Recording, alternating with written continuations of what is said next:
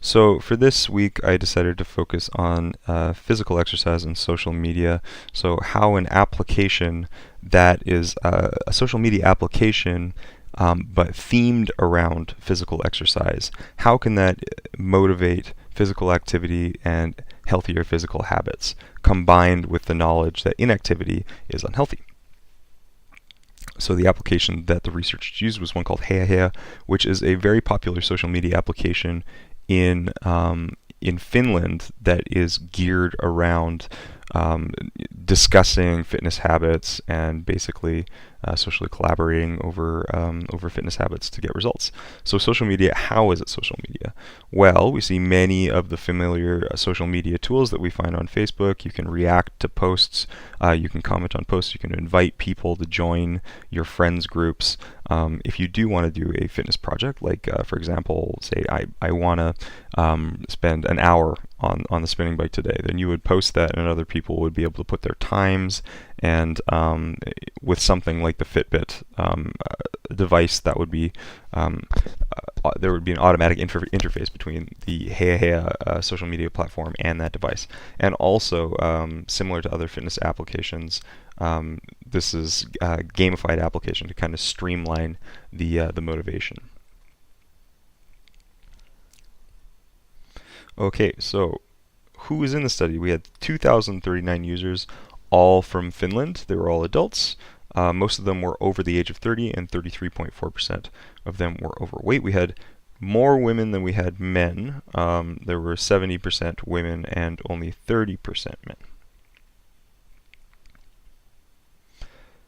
Most participants also knew, or they were aware, that sitting for over 7 hours a day gave them a greater risk of premature death. So we might think about that as a motivator to participate in the study. So data was collected using SurveyMonkey and also a survey about health called the SIVAQ that also determined body mass index was used. So for data analysis, we had chi-square tests, z-tests, and a conventional stats package was used to determine p-values.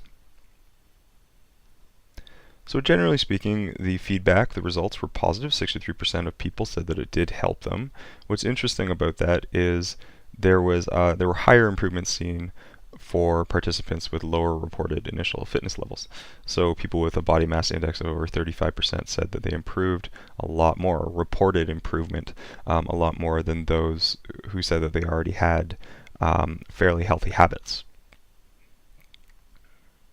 In terms of sitting time, so we can see that a lot of users said that actually at work they are sitting quite a bit, despite managers and company policy advertising the health risks of sitting.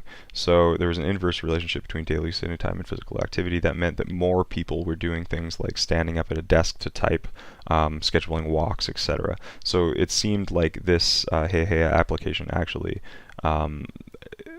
it backed healthier habits beyond exercising for the sake of exercise.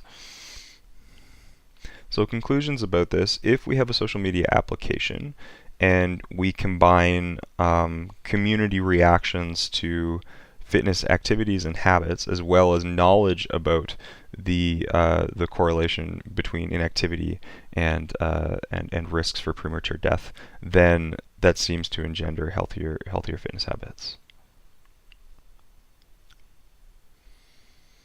So it's interesting to see that people who are more inactive and were introduced to fitness communities online in these social media applications had a greater chance of success.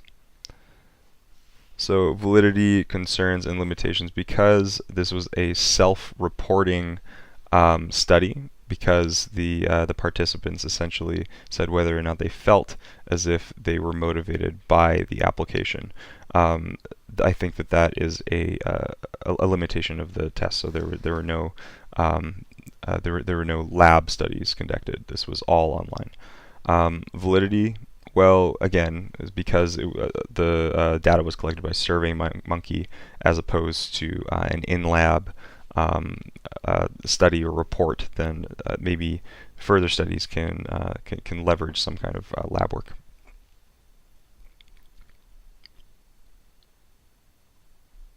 So moderators, fitness levels, so initial activity levels were clearly a moderator in this study.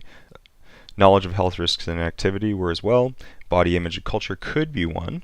And for mediators, we have motivation for social comparison, and participation could be a mediator.